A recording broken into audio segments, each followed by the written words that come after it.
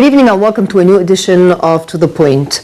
The Avigdor Lieberman has been recently named Israel's Minister of Defense. Worth noting that Lieberman was a former nightclub bouncer. He also was an advocate of a number of policies, including the bombing of Egypt's Aswan Dam, the toppling of the Palestinian Authority.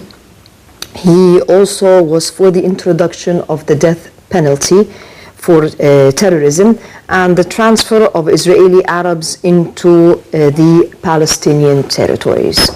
A move which is really met with a lot of criticism, not just in our region, the Arab region, but also within Israel itself.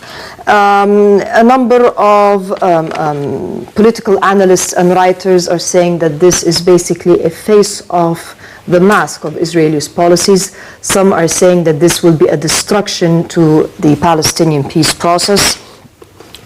Some are saying that actually the Jewish Voice for Peace is quite alarmed, saying that most of the right-wing, most of this government is a right-wing government, which is an unprecedented in Israel's history. Gideon Levy, who's a journalist in Haaretz, said that the move is extremely dangerous, saying that terrorists will burn like they've never burned before, and adding that for the first time Israel will be facing clear fascism. This evening, to shed light on this issue, which is met with quite a lot of criticism, as we were saying, and worth noting the timing of that is right after Egyptian President Abdel Fattah el-Sisi proposed a peace initiative whereby the Palestinians and Israelis can move along the peace process and we can go into a two-state solution. With us this evening is His Excellency Ambassador Mohamed Salem, who is a member of the Egyptian Council for Foreign Affairs. A pleasure to have you with us. With us also this evening is Dr. Musa, who is an author, political analyst, and former president of the Arab American Congress. A pleasure to have you with us. My pleasure. Maybe I'll start with the Palestinian point of view. How do you feel about this move? Are we misreading Lieberman's CV, or is there hope that maybe an extreme rightist can move things right?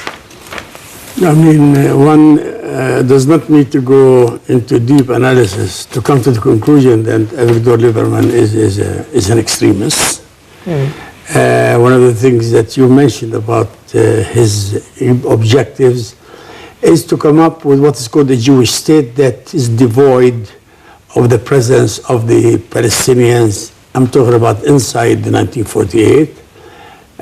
He sees actually in his mind a demographic bomb that might explode very soon in the future, because they are worried about that the rate of increase of the Palestinians within Israel somehow does not live up to the hopes of the extremists who wants to reduce them down, so much so that even I remember T.V. Levny was saying that the Palestinian in Israel will never feel his identity in Israel, and that's why again they're proposing that he has to leave. So Avigdor Lieberman, in a way, he is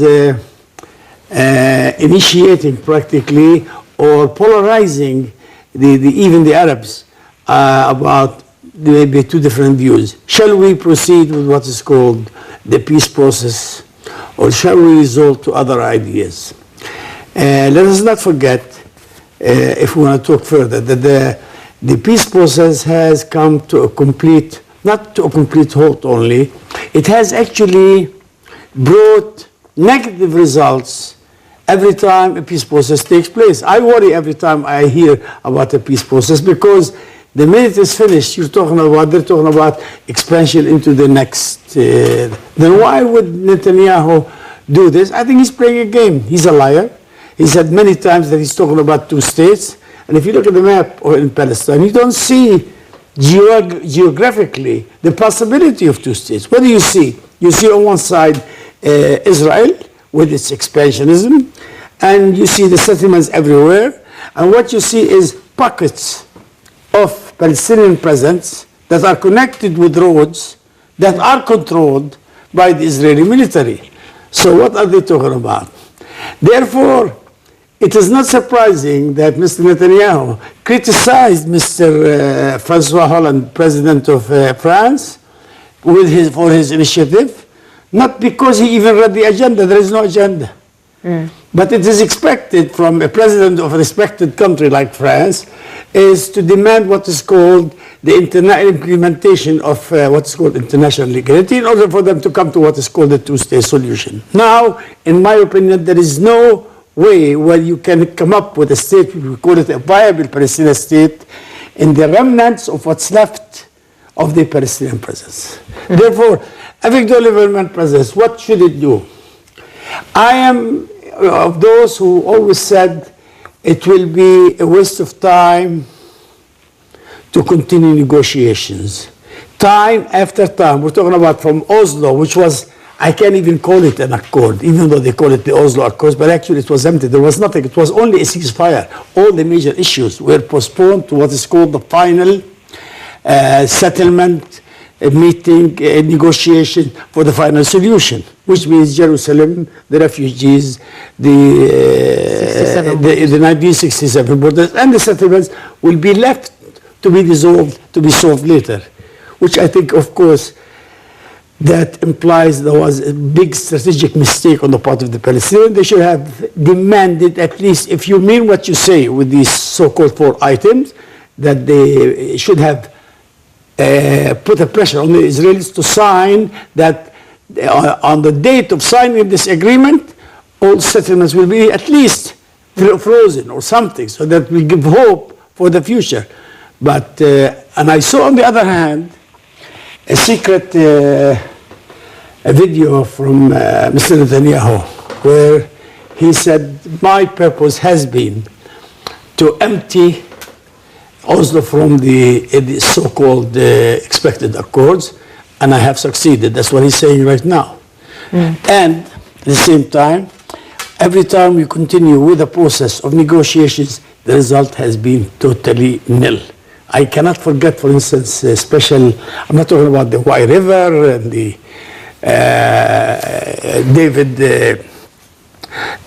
the Camp David agreement or Sharm el-Sheikh or others. But what stuck in my mind, actually, aside from the so-called roadmap, it stuck in my mind what's called Annapolis. The Annapolis meeting with President Mahmoud Abu Mazen was present. It was sponsored by the United States with the presence of the Israelis, and the United States have somehow used a little bit of pressure, which is surprising to me, because usually if they apply pressure, they apply pressure on the Palestinians, not the Israelis. But they applied pressure and they all signed some kind of semi-agreement whereby Olmert himself, before Netanyahu, signed that he will not, he will liquidate the settlement activities from now on. In less than 10 days from his return, I'm talking about 10 days, a bid for 1,500 units were again launched by Mr. Olmert in East Jerusalem. So what are they talking about? We're talking about all negotiations not only will bring us to zero, but below zero. And it's time for a new thinking, in my opinion, which I will come into this in the session, I hope, and we have other questions. Your Excellency, the naming of Lieberman as the Minister of Defense, how do you see this move? And maybe I'd like to tie this to what President Sisi had proposed a few days earlier to the appointment.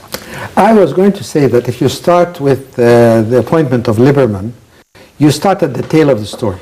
You need to really start at the beginning of the story. And the story starts with the way you analyze the regional picture as it stands today. You see a region that is rife with conflicts that have taken the light away from the Palestinian conflict. You see an American government that has washed its hands from peace efforts. You see an impasse in the intra-Palestinian relationship. And there is an absence of any real interest in pushing for a settlement. Now, what do you do with that picture? We're talking about a problem that has been there for a very long time. If you just take the last bracket of time, since 67, we're talking about 50 years of occupation. Yes. 50 years, people have been born and died and went to schools and immigrated, and the world has changed. And while this is happening, people, the international community is saying, why is it that so many conflicts around the world have been resolved? Why is it that this one is so difficult? What more can we do to help? Can we do anything, or shall we just forget it? Is it true that the other conflicts, the Arabs are more interested in the other conflicts, in Yemen, in Syria, in Libya? Have they forgotten about the Palestinian cause? So you come to an issue which is an old one. There hasn't been much innovative thinking on it, and it is very fair. I share the frustration and the negative attitude we must feel towards all of this. But in the end, you have to say, now, can the situation get worse? What do we have here? We have a situation that has a potential for exploding because of the situation in Jerusalem, because of the situation in Gaza, because of the frustrations of the lack of a settlement. We have a lack of peace efforts, even in the areas where there have been some initiatives on the economic and humanitarian front. Reconstructing Gaza, for example, after the last several attacks by Israel. When we say that there was a big donor conference here hosted by Egypt in 2014, with an appeal of 3.5, actually with pledges, more than an appeal, pledges for $3.5 billion, only just over about 35% of this fulfilled. So even in the areas of humanitarian action, we're not seeing a lot of energy. Now, this has a spillover effect, not only in the Palestinian-Israeli context, but also on all neighborhood. Because the tensions between Israel and Hezbollah, that war has never stopped, by the way. The impact on the situation, Egypt's situation as well, including some of the things that are important for Egypt, economic development, investment, tourism. They cannot be divorced from finding a new Middle East that is more peaceful, that respects rights, that gives some hope. So in this spirit, I think the Egyptian president was speaking really on two tracks. One track is the intra-Palestinian relationship and the need really to re-energize the effort to reach a conciliation between Fatah and Hamas. Yes. And feeling that this is hindering the whole process of strengthening the Palestinian hand, and also it allows an excuse on the side of extremists to say there is no Palestinian party that we can negotiate with. And this is not a simple conflict, by the way. It's a deep conflict, and it needs to be tackled very seriously. Isn't there always an excuse? I mean, even before Hamas was created, the Israelis always had an excuse as to why they should not be negotiating with the Palestinian side. Definitely. Even if they mend their differences, there will always be something that would serve. Actually, on His Excellency's point, it's exactly at the beginning, when Hamas and Fatah were okay in one government, they criticized by Netanyahu and almost before, how can we negotiate with the government, half of which are terrorists? Now, when they've been separated and they took over in Gaza, now they say, how can we negotiate with the government that is separate, which is half a government of representing the Palestinians? Books have been written. Excuses is not a problem. Yeah, books have been written on the mismanagement of the conflict by both sides. You can go into a lot of details and a lot of footnotes on where each side has made tactical mistakes. But in the end, you need to come to grips with the fact that there is a serious conflict inside the Palestinian lines, and this has to be resolved. So that's one part of what President Sisi was saying. The other part was really trying to link his ideas on bringing together the Palestinian side and the Israeli side with a number of other efforts that are ongoing. One of them is the French initiative, the initiative to convene a large international conference on 2 stages, really looking again at the mechanisms that have been developed to manage the Syrian conflict, Vienna I and Vienna II, and the support group for Syria and so on. All these mechanisms created some possibility of movement when at a time really in Syria when there was very little hope of any agreement between particularly Washington and Moscow. So that's one thing, that there is a French initiative, and the French initiative was facing problems. Now at the same time the quartet is coming to a point when it's presenting its report, probably its final report, should come out tomorrow, by the way. I haven't heard that there has been a delay, but and the report is really designed around a central idea, again, that has been debated for some time. And the idea is that over these 50 years, there have been so many initiatives, so many resolutions, so many steps explaining what peace would look like, yes, that in the end you don't have one single document that has the backing of the international community to capture the parameters of this settlement, and that in a way the whole cause will be lost as time passes by. So he was really looking at a way, given the Israeli objections to the French initiative, a way to maintain the momentum, to bring in a mechanism to supplement the French initiative, to supplement the fact that in the United States you have a president who is a lame duck, who is going to do very little on this issue over the next 6 months or so. And in the end, you must say, at a different level of analysis, is all of this useful or not? Are there some deeper structural reasons that perhaps will lead us to say it may not work? That's a possibility. On the other hand, should we not try to bring peace to this part of the world? Should we resign to feeling frustrated and to failure? Or should we try? Or should we also change the strategy and perhaps think of something more revolutionary, like a unitary state, a single state solution, something like the South African model? And that would require a huge shift in Palestinian thinking and Palestinian way of work, and also an Arab way of work. So I don't think that we are at the end of the road, but I think that there are possibilities here that need to be explored. There is a need to push for a resumption of the peace process, because without the peace process you only have a rise of a mechanism that can lead to a deterioration of the situation. I'd like to get you to comment if you have any comments, and then maybe I have a few questions. Comment that the problem that was it's 68 years old if we want to go from 1948 up to Sure, now. Yes. Well, I can go from the 19th century if you want. But we're talking about from almost the declaration of Israel state onward. Yes. The expulsion of the refugees at the time, the uprooting and the devastations of the war. I think it's been 68 years of frustrating years that sure. You can echo that in all the camps, whether in Lebanon, Jordan, or many other areas around the Middle East, including even Syria.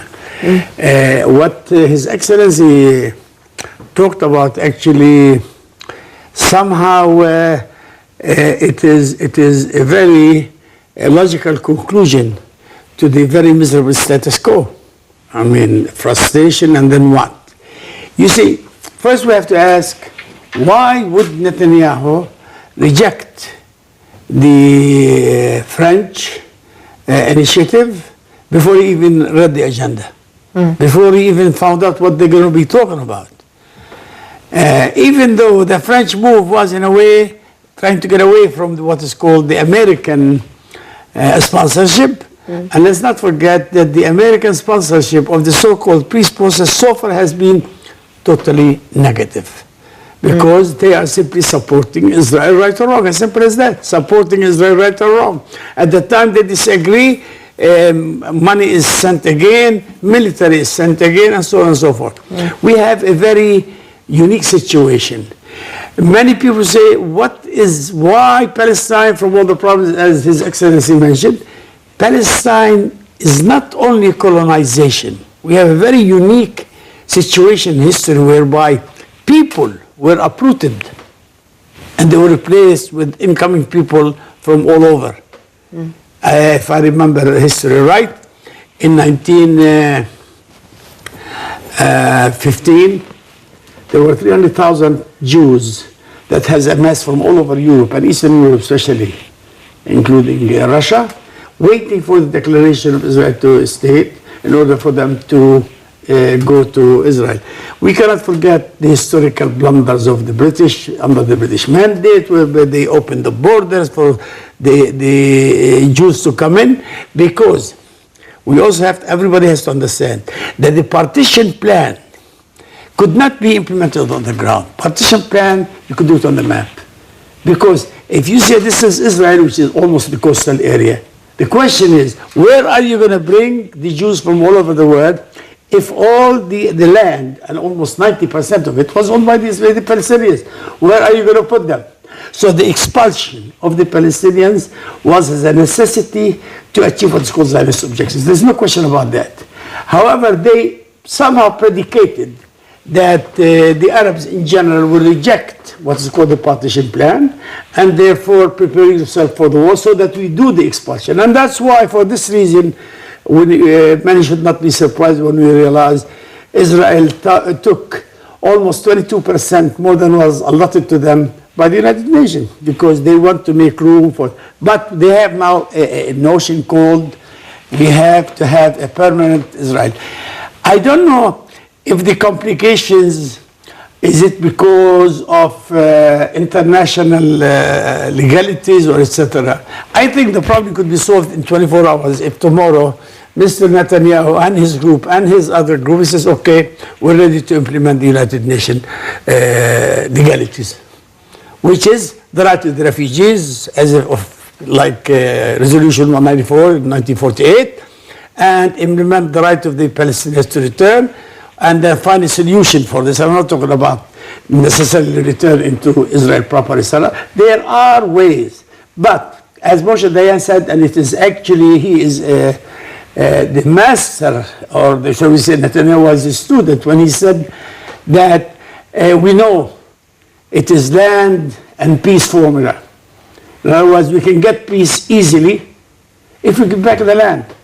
We don't want to give back the land, therefore there will be no peace. And that should bring us to some of the short messages that you are giving right now, which is, what else is there to do? In my opinion, one should not discount the possibility of armed struggle, which has been sanctioned by the United Nations.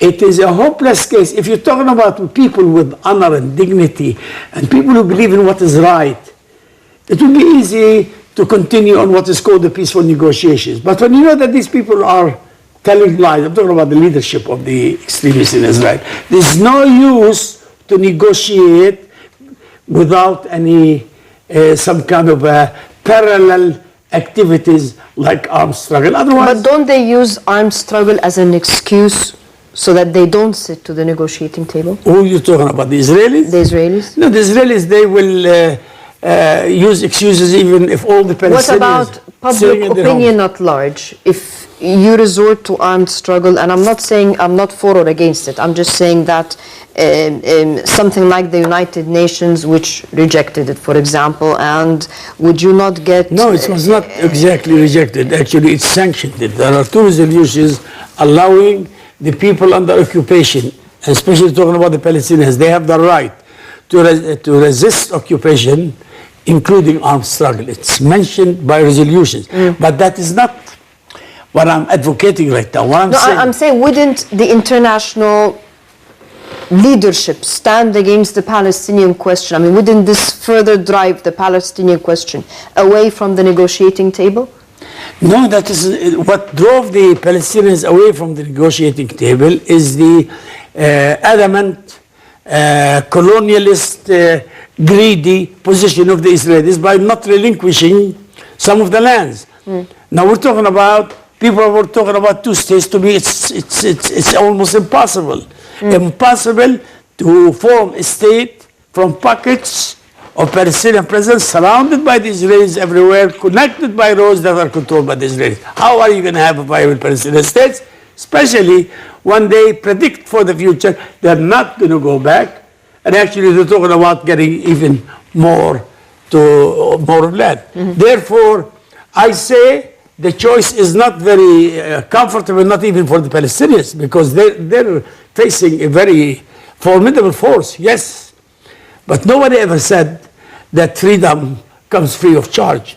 It's going to be difficult, but it's the only way. Because the Israeli, when he sits with you, and he knows that when you reject all the offers set by the Palestinians, and that the Palestinians, there's nothing he can do, he will continue with his position. Therefore, the possibilities, number one, of resistance should be there, implemented, should go parallel with political adventures. Yet, a very good idea that I heard from the ambassador, which I actually reiterated this in the previous... You said it before, and I said, you remember that. I said, I don't advocate the two-state solution anymore, because it's not feasible. You mentioned this, actually. It's not feasible. I wrote articles about it, so many pieces. It is not feasible. And therefore, to have what is called a one-state solution from the river Jordan to the Mediterranean is the only way to come up with what is called a democratic state for all people, Muslims, Christians. It's easier to say this here, but let me play the devil's advocate here. And you always did. Yes. And let me take the place of a Palestinian mother or a wife or a father who lost their son in this occupation, so to speak, or who lost their homes. Can we say that we can reach this one-state solution, which you had mentioned, I know, a few years ago, actually? Yes. And Your Excellency, you just sort of reminded us of this again. Can we have a one-state solution taking into account that, can we coexist, the Palestinian people, with the Israeli people? In other words, Egypt and Israel have a peace process. But in reality, it's quite a cold peace process. And so long as we have the events in this region, it will not be anything but this cold peace process. Now, can we actually say the Palestinian and Israeli people can coexist? After all the bad blood. Look, I mean... Definitely they can. Look, when you talk about the historical phenomena of reconciliation, you have to start somewhere. I want to get back to the issue because now we're talking about two alternatives to the peace process. May I interject just one point? You say, can they? But you have to say, what if they can't? What's the alternative? The alternative is a miserable status quo with Palestinians remaining in the camps all their lives, trying also to get back. I don't know. I'm wondering, if I was a mother of someone that was killed, can I just stand by and see someone living in my home and then coexist? Look, the status quo is terrible. Where you are now is terrible. And it's not only terrible. It's catastrophic. It has been getting worse for the last, not only 68 years, for the last 100 and something years. It's been getting worse systematically. And part of this story, we don't have enough time for it tonight. Part of the story is the mismanagement by the Arabs of this conflict. There has been a whole series of mistakes made along the way. Now, if you talk about an objective, you have to think of something that has some sense of hope and idealism, and part of that is coexistence. And you will have to come to a system that will allow people to have room to express their identities, to express their way of thinking, to live in peace without being subjected to this daily humiliation. Now, the problem is that the formulas we are proposing are not accepted to the other side. And the other side, the Israeli side, is amongst the most powerful military states in the world. So when you make an assessment of where you put your foot, you need to take into consideration that it will take two to establish peace. Yeah. And you are not in a position, the Arab world is not in a position today to even put pressure, let alone use military pressure. There's no neighboring country that is willing to play the role of China vis-a-vis Vietnam, or the Russians vis-a-vis Cuba, all of these issues of countries which have had the support of a major power in their struggles for independence. You don't have this. So the sooner we come to deal with reality, the better. And the reality is that the daily life of Palestinians under occupation is terrible and getting worse. The sooner we can stop this deterioration, the better. The sooner we can create mechanisms towards peace, the better. The sooner we can arrest the extremism, including this brings me back to your Lieberman point. Israel has always had coalition governments. And the fact that Lieberman is in the government today, he can easily be out of the government after tomorrow. Okay. So you need to look at your strategic objectives. Can you engage Israel in a peace process that creates some constraints on what's happening now, opens venues for a solution, opens venues for changes in the positions of international powers? For example, when we talk about the United States, it's true that we have a president that wants to wash his hands from the Middle East, but it's also true that they have been coming forward in their position on some issues, including the issue of the settlements. And we're looking forward to have this reflected in the quartet report, whether it comes out tomorrow or But what would it do as far as applying any form of pressure on Israel? I mean, it has reached a stage where it's a law on itself. I mean, it doesn't respect any international opinion or any international advice towards anything. What pressure are we talking about? That's what I'm saying. I mean, even if the quartet issue a report not in favor of what Israel is doing. No, we're talking about the American position specifically. Yeah, I understand. We're talking about the American even position. If the American whether position, that can develop, whether it can. In the end, the Americans have a key role in the search for peace. Part of the story of what President Sisi was saying was that you have a model in what has happened between Egypt and Israel. And that there is a linkage between what has happened between Egypt and Israel and what's called a warm peace. That the relations need to improve. They cannot stay where they are now. There is practical cooperation on certain issues, but there is, as you said, a cold relationship. And that some of this is related to the fact that the Palestinian issue is in the deep freezer. Can we bring it out? Can we create some movement? I would say, there were always people who were skeptical about possibilities of peace with Israel. And we will stay that way. But you need to try, and you need to keep the pressure. Do you see in the Israeli government a keenness to find a solution? Because maybe this should be the question. In other words, when we did the peace, when Egypt and Israel signed the peace deal, we had before us a partner that was looking forward to a solution.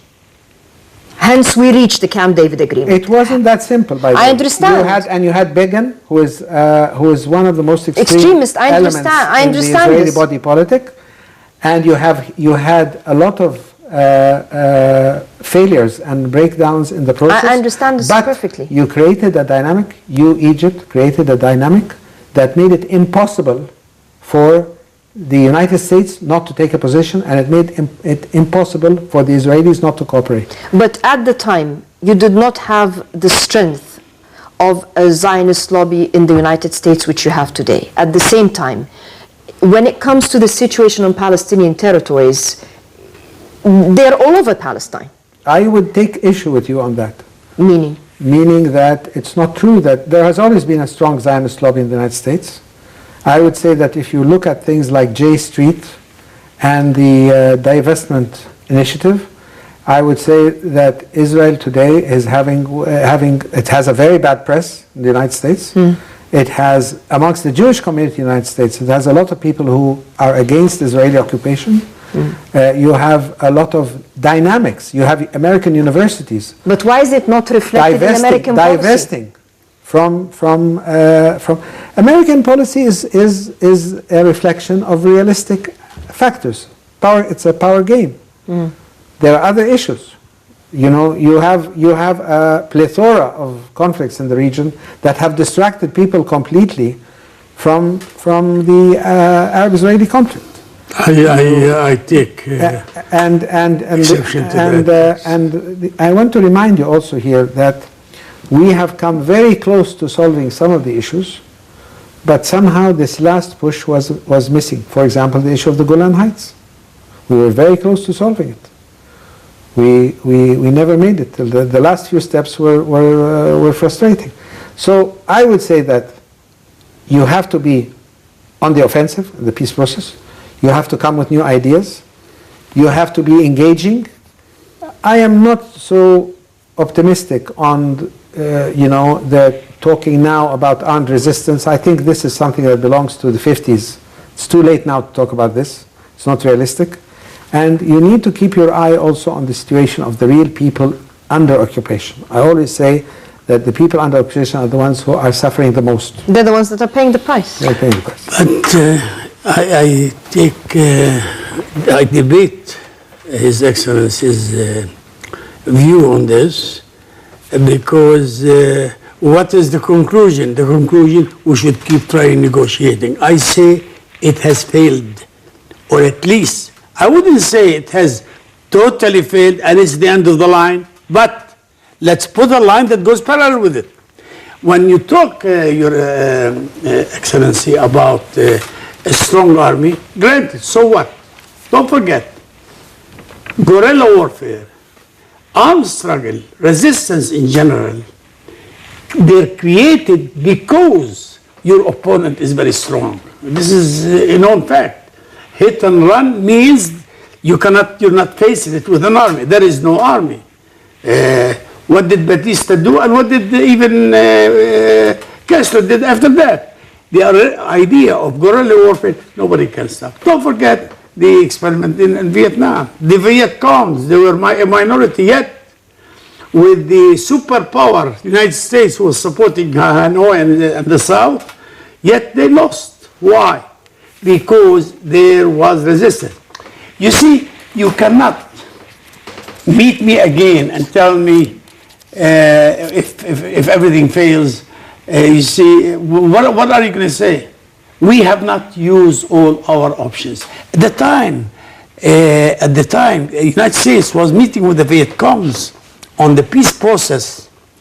The war was in full house, and the Americans realized that if they continue, they're going to have more trouble. So might as well come to a final, and they did, and they created what is called the peace in Vietnam. Not because 2 million or less Vietnamese Viet Cong were able to defeat the United. They could not, to be honest with you. But they used what is called the guerrilla, the Ho Chi Minh guerrilla warfare, that really dragged the United States into the mud. That's one thing. This history, we have been through this in the 1950s. These arguments, we finished these arguments in the 50s and 60s. That in the Arab world, you don't have a China that will back the Palestinians. You don't have a power that will back the Palestinians. That's number two. You have not given me the time to explain this particular point. I'm against what is called classical warfare.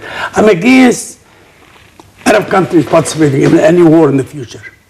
Because, as you said, you're talking about a tough, very tough enemy, and I don't want anybody to be hurt because of that.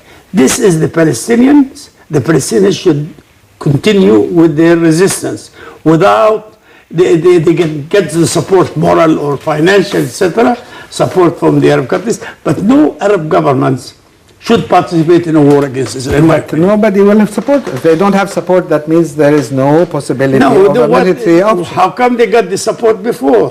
Because there were parties that were backing them and receiving the punitive strikes from Israel. I think you have to study a little bit about these movements. Because we're running out of time, and maybe so fast they were running out of time. See, time flies when you're having fun. Yes. Maybe one of the things that I should have asked at the beginning, but after we proceeded with our discussion, I'll go back to this, and that is, I still find it quite mind-boggling, the choice and the timing, because around a month ago, and I'm quoting here Jewish press, not our press or our media. Israeli press, you mean? Yes, that Netanyahu had not so very promising point of view with regards to Lieberman. He said that he is a lazy amateur, and I'm quoting here. He said he's a lazy amateur and a pretty prattler who was not fit to be a military analyst yet. Leave these personal things on the side, because you're. Well, if this is his opinion, then why get him? Israeli politics are very different from politics in Egypt, and very different from politics in other countries. It's very rough. It's very pointed. What pushed him to appoint him? And it's he has a group. He has supporters. He has the extremist supporters. He needs to. But I'm asking you. Let me just finish, please. He needs to strengthen his position in the Knesset. This is, again, it's a kind of political system that depends on coalition governments, and you need to have at least 61 seats in the Knesset to pass any legislation, otherwise you can't function. So Netanyahu, who is a very tough politician, a pragmatist, is searching for allies to help him with the majority in the parliament, and at the same time is playing a game that is a very tough game that involves a number of parties, including the Israeli military. He was not happy with the way the previous Minister of Defense was handling the dissenting voice inside the Israeli military that were criticizing the policies of the government. He wanted to have a more tough version. He couldn't agree with Labour on joining the cabinet. Labour asked for certain conditions and asked for these conditions to be in writing. He refused to give this promise. So he doesn't want to tie his hands down, including on the negotiations on the peace process. There were several issues where they asked him to commit in writing to certain positions. He refused this, and he went with Lieberman. By the way, there are still a number of cabinet posts that are open for further expansion in the coalition. And as I said before, you can still foresee the possibility of another fallout with Lieberman.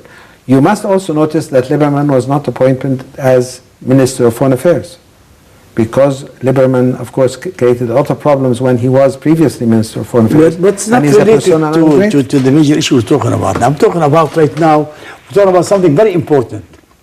Are you going to, can you sit here and tell me, proceed with negotiations and you will reach the fair objective? Nobody can tell me that. But you cannot also tell me that you being frustrated, being rude, being controlled by such a Zionist cruel occupation, administrative detention. Thousands of Palestinians are simply picked up from the streets, put in jail, no judicial process. This is tyranny I have never heard in history except recently. You don't think the choice of a government will affect Israeli policy? No. They did not, and it will not. Therefore, the Israelis have to realize that if they continue with further expansion, that they will.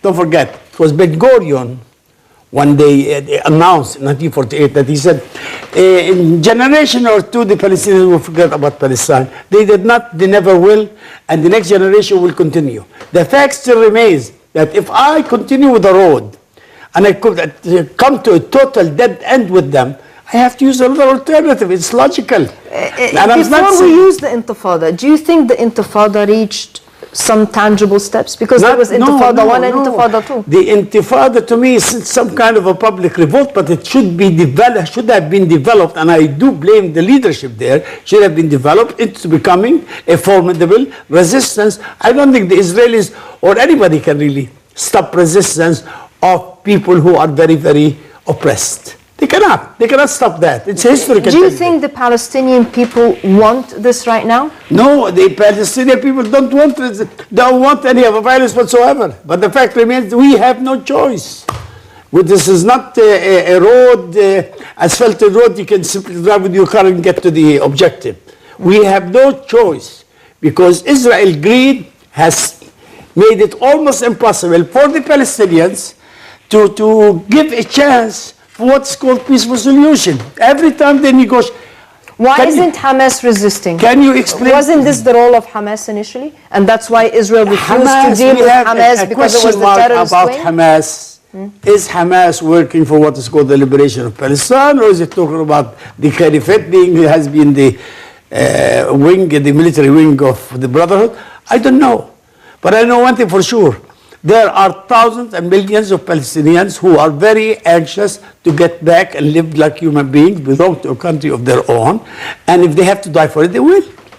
Therefore, we cannot discount resistance, and one should come to the conclusion, if there was a hope in these negotiations, believe me, you will see the Palestinians celebrating. What hope is there in negotiating? What hope is there even? Why do you think again? So basically you're saying diplomacy has failed.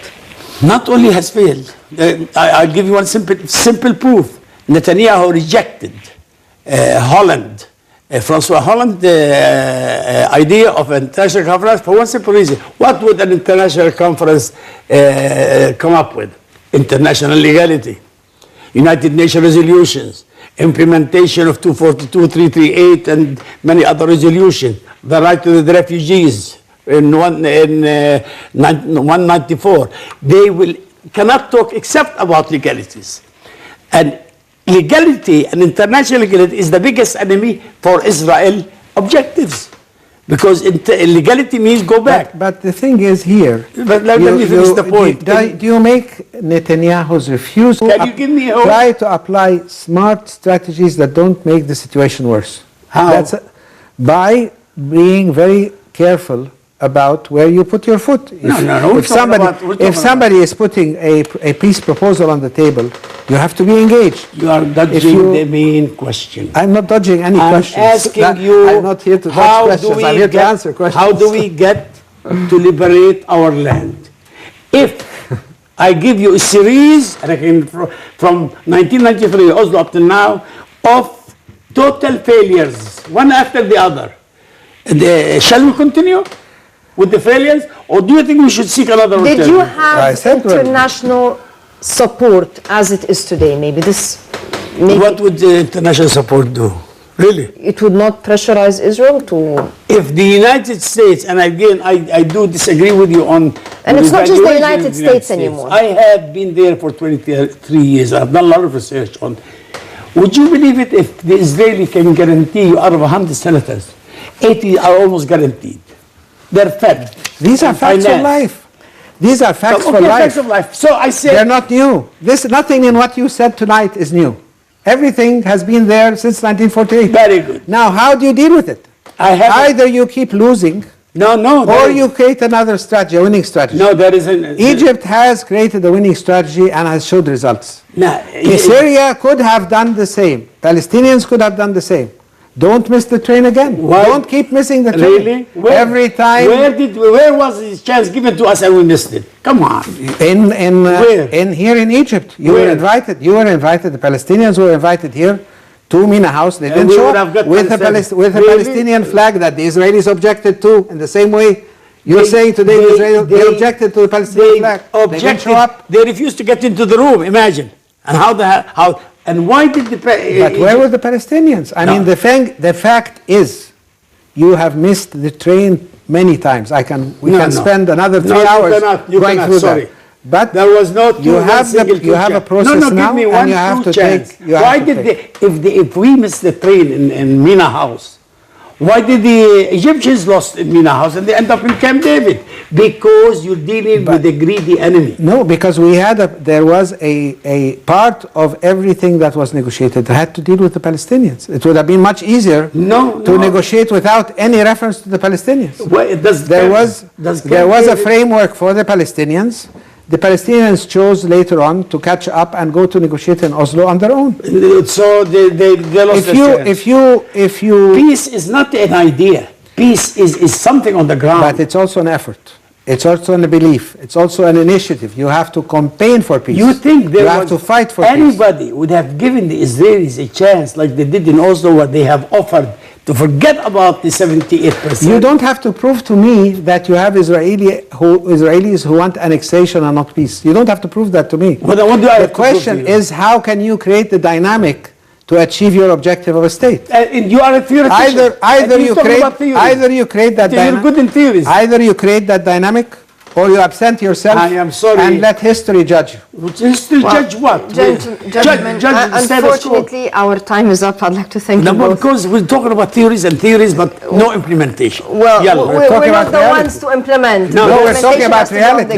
Realities on the ground. Either you change realities, you engage and change the reality on the ground, or you continue to stay in a beautiful isolation and talk about something that's not realistic. Gentlemen, I'd like to thank you both very much for your fruitful input. I wish we had more time because the discussion was getting livelier. Thank you very much for your fruitful input.